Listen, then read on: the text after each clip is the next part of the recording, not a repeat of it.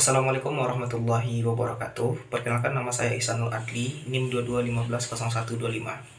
Dalam video ini, saya akan membahas salah satu materi penting dalam mata kuliah filsafat hukum Islam, yaitu tentang paradigma penemuan hukum Islam.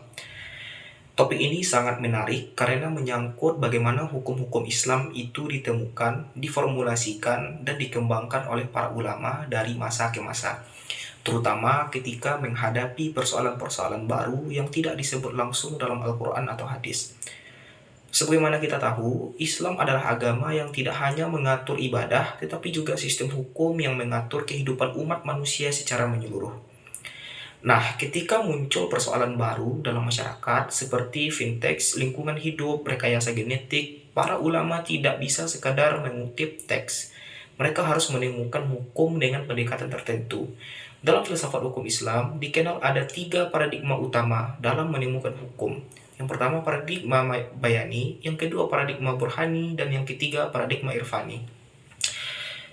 Paradigma bayani merupakan pendekatan tekstual. Paradigma bayani adalah pendekatan yang berpusat pada teks wahyu, yaitu Al-Quran dan hadis. Ulama yang menggunakan pendekatan ini akan menggali hukum dengan cara menafsirkan teks secara bahasa, struktur gramatikal, dan kaidah usul fikih.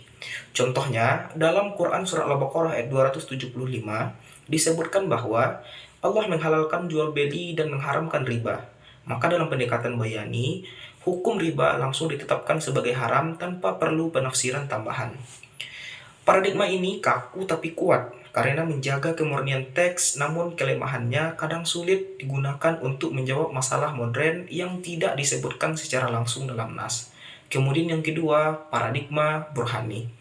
Paradigma burhani berasal dari kata burhan, artinya argumen logis. Dalam pendekatan ini, akal dan logika menjadi alat utama dalam memahami dan menetapkan hukum.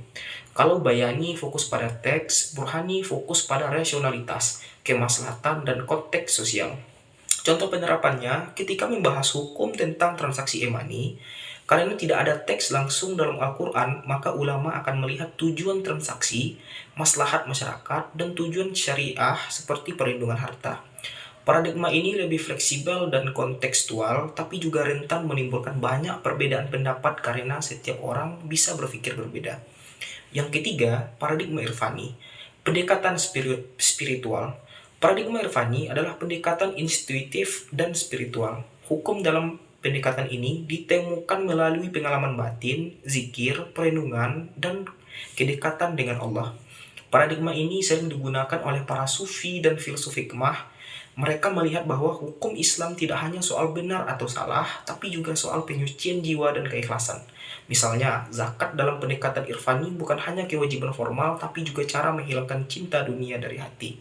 Namun tentu saja pendekatan ini subjektif, sulit diuji secara ilmiah, dan tidak cocok untuk hukum yang sifatnya publik. Dari ketiga paradigma ini, kita bisa simpulkan bahwa masing-masing memiliki keunggulan dan keterbatasan. Oleh karena itu, dalam praktiknya, penemuan hukum Islam idealnya menggabungkan ketiganya. Bayani menjaga keterikatan kita pada wahyu, burhani menjamin rasionalitas dan relevansi zaman, irfani menjaga agar hukum tetap mengandung nilai etika dan spiritualitas. Dengan begitu, hukum Islam bisa menjadi solusi hidup yang utuh mengatur lahir tapi juga menyentuh batin. Demikian penjelasan dari saya. Semoga video ini bermanfaat dan menambah wawasan kita semua dalam memahami filsafat hukum Islam. Demikian, billahi fisabilil haq, fastabiqul khairat. Wassalamualaikum warahmatullahi wabarakatuh.